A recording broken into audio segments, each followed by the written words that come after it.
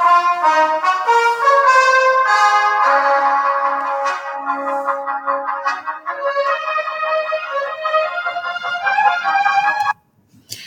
guys, it's Miss Kearney here with your Kearney Math Show. Today on the Kearney Math Show, we will be featuring discount and markup. So before we begin, go ahead and write at the top of your mini lesson entry number 4. Entry number 4.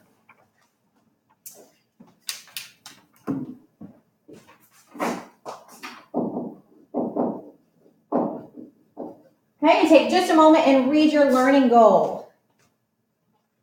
Our learning goal is that by the end of today, you should be able to explain to someone how they can solve a problem involving discounts and markup.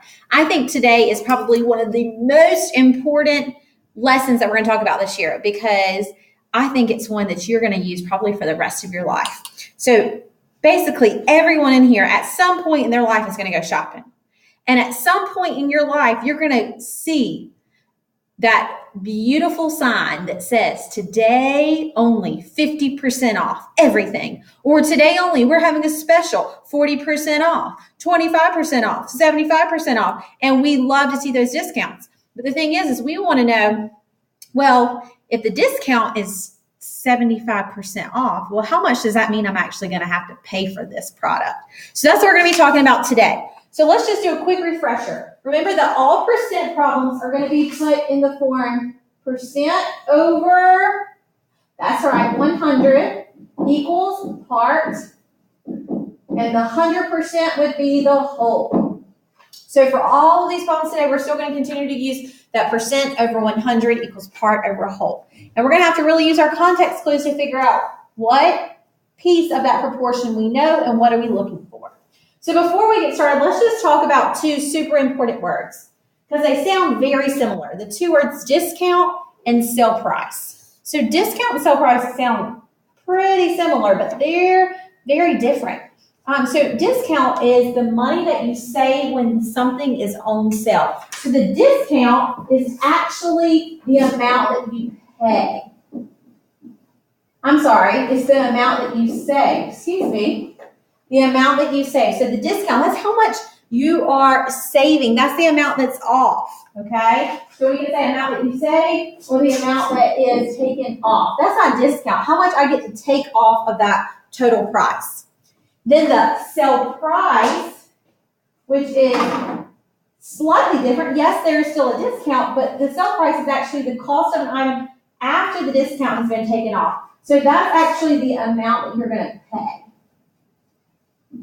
So the top one is the amount that you get off of the product, and sale price is how much you actually have to pay. So let's look at how we would use these 2. And really, guys, if I can give you any important advice today on this, is you are going to have to read these problems really carefully. And the key is find out, what are they asking you? Or is the problem asking you how much are you going to pay or how much are you going to save? So let's look at the first one. The first one actually asks for both. So the first one says a pair of boots originally cost $205, but today is your lucky day. They're on sale for 40% off. So it says, what is the discount and what is the sale price? So what I always do for these problems is I come over to the side and I put WTK for what do I want to know? Okay, what am I looking for? So the first thing I'm looking for is the discount. So how much am I going to save? And then the next thing I'm looking for is the sale price. So I'm not going to stop until I make sure I have both of those questions answered. So just to remind you, we're still going to use the percent over 100 equals part over whole. And we just need to fill in those pieces.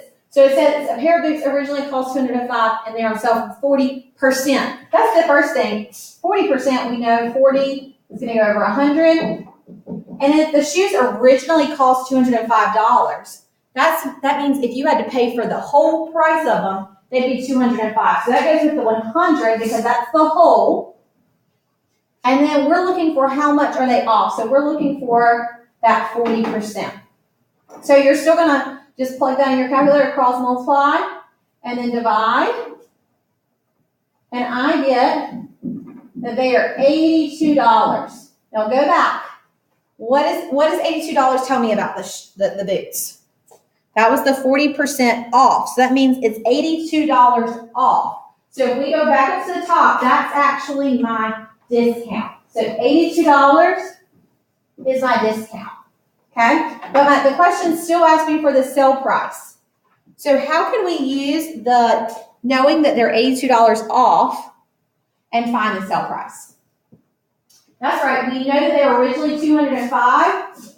They're $82 off, so I can just quickly say, what's 205 minus the 82? And I get that they are now on sale for $123. Okay? So the key to these problems is you're going to still set up the percent over 100 equals part over whole, and you're going to plug in those different pieces and try to figure out what do you know and what are you looking for. Okay? So now let's go down to the bottom where we have a different situation. Instead of having a discount now, we have something called a markup. Okay? So a markup is actually the amount of money added to the price. So for example, when I was telling you, Miss Kearney, you worked at a jewelry store, we would get jewelry in and we would mark up the price a certain percentage so that we could make it. Okay? Next thing, the wholesale price, that's the price that an item before the markup. So essentially when my jewelry store ordered jewelry, that wholesale was how much we had to pay for it. And then after we marked it up and we put it out for sale, that was the retail price. That's the price after the markup has been added. Okay? So we're still going to use that same percent proportion. We're still going to do percent over 100 equals part over whole. Okay? So let's look at the first one. It says a store pays $1.50 for a bag of candy. If the store wants to mark up the price 60%, how much will the store sell the bag of candy for? Okay, so what do we want to know? We want to know how much are they going to actually sell the candy for, so the sale price. Okay, so that means right now it's $1.50. They're going to mark it up 60%, and then we've got to find the new price. Okay, so we can't stop until we have that sale price. So let's set it up. We know that 60%, so 60 is going to go over 100. And the $1.50, that was my original price. That's the original 100%. That's the original whole price. So that's going on the bottom. And we're looking for how much we mark it up. Okay? So quickly, you're going to cross multiply and divide. So 60 times $1.50. I get 90, and then I'm going to divide that by 100. So cross multiply and divide.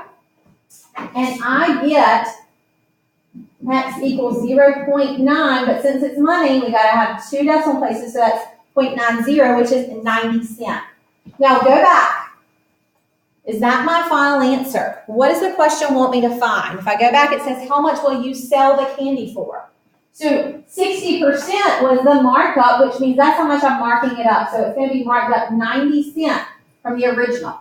So how can I take that 90 cents, originally it was $1.50, and find the new price? That's right. If we're going to mark it up, we're going to add. So $1.50 plus the new 90 cents is now going to be, my new price is now $2.40. Okay? So, just to recap what we've talked about, what I want to see you guys doing is for all of these problems, first write that percent proportion. Remind yourself, percent over 100 equals part over whole. And then one really key important thing is go over to the side and say, what do I want to know? Is the question asking me for my discount, or is it asking me for my sale price? Okay, so figure out is that how much I'm going to save or how much am I going to pay? And then just set up that proportion, cross multiply and divide, and you'll get your answer. So what I want you to do right now is I want you to go back. I've given you 2 examples. And you've got several more examples that I'm going to want you to work through. So at this time, I want you to go back to the top number 2 and 3 and the bottom 2 and 3. And after you finish the video, I want you to go back and rework those problems. If you can't figure out how to set them up, go back and look at the examples that I just set up, okay, and follow those exact same steps, okay? And when you come to me, you can bring all the questions and everything that you learned. So when you come to me, this is what I want. I want 2 things. I want you to be able to tell me one thing you learned. And secondly, I want you to have one question for me. So bring those two things ready when I call you over to my station. One thing you've learned, one question you have. Okay? So great job, guys. Good luck. And we'll see you on the next episode of the Kearney Math Show. Peace out, Rainbow Trout. Love you, mean it.